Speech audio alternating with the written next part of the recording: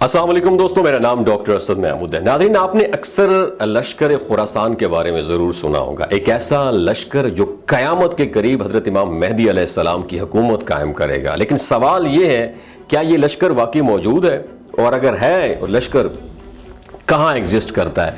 क्या हम इस पेशन गोई के बिल्कुल करीब आ चुके हैं? और खुरासान का लश्कर कहाँ से उभरेगा और इसकी लीडरशिप किसके हाथ में होगी? ये वो प्रेडिक्शन है जिसको बुजुर्गों और उलमा ने सदियों से समझने की कोशिश की है, लेकिन आज हमें ये पेशन गोई हकीकत में बदलती हुई नजर आ रही है। आज की इस वीडियो में हम ना सिर्फ लश्कर खुरासान का तफसील से जिक्र करेंगे, बल्कि इमाम मेहदी अलैहिस्सलाम की आमद की वो निशानियां भी देखेंगे जो आपको हैरान कर देंगी। और आखिर में हम ये भी जानेंगे कि आज के दौर का वो कौन सा लीडर इस पेशन गोई के मुताबिक लश्कर खुरासान का लीडर हो सकता है। लेकिन वीडियो शुरू करने से पहले आपसे ये गुजारिश है कि अगर आपको हमारी ये काविश अच्छी लगे तो वीडियो को लाइक करके हमारी हौसला अफजाई जरूर कीजिएगा। प्यारे दोस्तों, इरशाद नबी सल्लल्लाहु अलैहि वसल्लम है कि क़यामत के करीब खुरासान से एक लश्कर उभरेगा जो हक का परचम बुलंद करेगा और इमाम मेहदी अलैहिस्सलाम को हेल्प आउट करेगा, ताकि दुनिया में अदल व इंसाफ का निज़ाम कायम किया जा सके।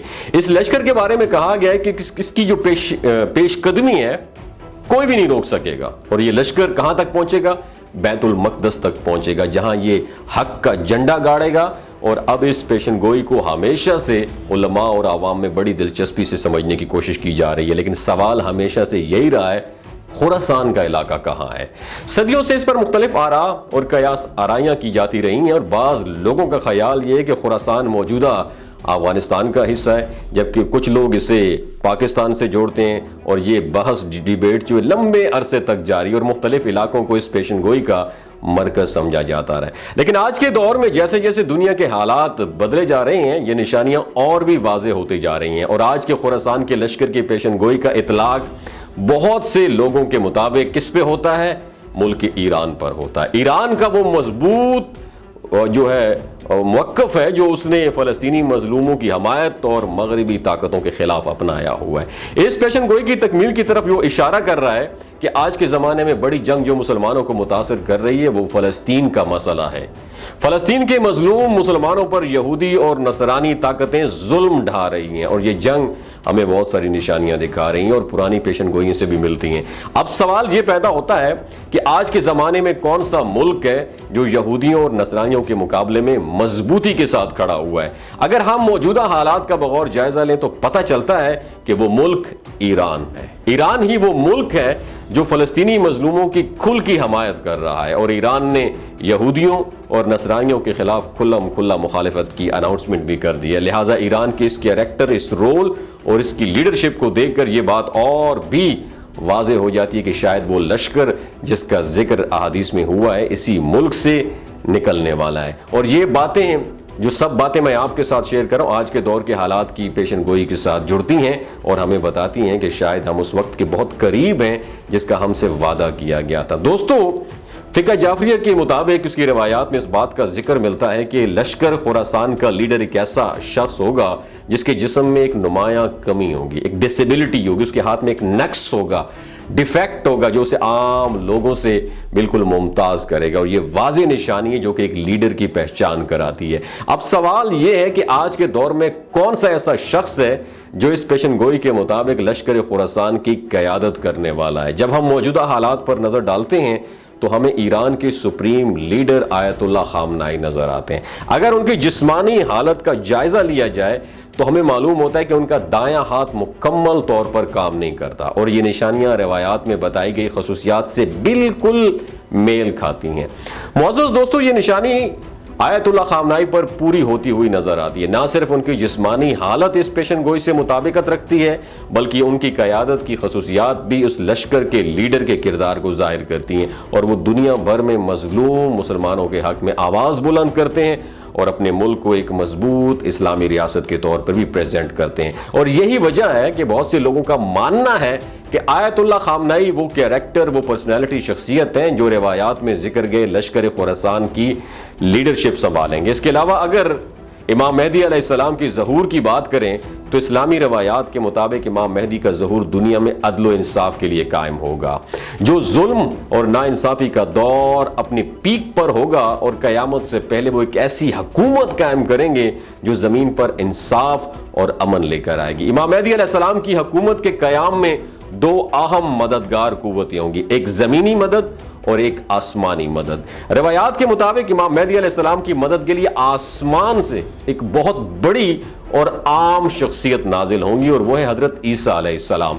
और इस्लामी रवायात में मज़कूर है कि हजरत ईसा अलैहिस्सलाम का नज़ूल उस वक्त होगा जब दज्जाल का फितना अपनी पीक पर होगा। फिर हजरत ईसा अलैहिस्सलाम हजरत इमाम मेहदी अलैहिस्सलाम और मुसलमानों की मदद के लिए दमश्क की जामे मस्जिद में नाजिल होंगे और दज्जाल को कत्ल करेंगे, जिसके बाद दुनिया में एक दौर का खात्मा होगा और अदल का नया दौर शुरू होगा। इसके अलावा इमाम मेहदी अलैहिस्सलाम को ज़मीनी तौर पर भी एक बड़ी कुव्वत और मदद हासिल होगी, जिसका जिक्र इस्लामी अहादीस में भी किया गया, और ये मदद लश्कर खुरासान से होगी, काले झंडों वालों से होगी। और खुरासान से निकलने वाली ये फौज इमाम मेहदी अलैहिस्सलाम के साथ मिलकर जुल्म के खिलाफ लड़ेगी और उनकी हुकूमत की क़याम में बहुत इंपॉर्टेंट रोल प्ले करेगी। इस लश्कर की ताकत, इस्तकामत और हौसला इतना मजबूत होगा कि कोई भी इसे नहीं रोक सकेगा। और ये दोनों किस्म की मदद, यानी आसमान से हजरत ईसा अलैहिस्सलाम का नज़ूल और खुरासान का लश्कर का निकलना, इमाम मेहदी अलैहिस्सलाम की हुकूमत के क़याम के लिए इंतहाई अहमियत की हामिल है। और आज के दौर के हालात देखकर हम महसूस करते हैं कि जैसे जैसे जुल्म बढ़ता जा रहा है, ये निशानियाँ आहिस्ता आहिस्ता वाज़ेह होती जा रही हैं। और खुरासान से लश्कर की मुमकिना मौजूदगी और दुनिया में बेइंसाफ़ी के खिलाफ उठने वाली तहरीकें, इन सब चीज़ों का इमाम मेहदी अलैहिस्सलाम के ज़हूर से गहरा कनेक्शन है। और दुनिया भर में मौजूद इन हालात को देखते हुए ऐसा लगता है कि वो वक्त बहुत करीब आ रहा है जब ये निशानियां मुकम्मल तौर पर हकीकत में बदलेंगी और हज़रत इमाम मेहदी अलैहिस्सलाम का ज़हूर होगा। इसके अलावा जब हम मौजूदा मुस्लिम दुनिया पर नज़र डालते हैं तो हमें दो मुख्तलिफ रवैये देखने को मिलते हैं। एक तरफ वो ममालिक हैं जो जुल्म और नाइंसाफ़ी के खिलाफ खड़े हैं, जबकि दूसरी जानिब वो ममालिक हैं जो मगरबी ताकतों के साथ साजबाज या खामोशी का मुजाहिरा कर रहे हैं। ईरान और यमन इस वक्त वो दो ममालिक हैं जो ज़ाहिरी तौर पर जुल्म के खिलाफ खड़े हैं और मजलूम मुसलमानों और ख़ास तौर पर फ़लस्तीनियों की हमायत में पेश हैं। और ईरान की जानिब से फ़लस्तीनी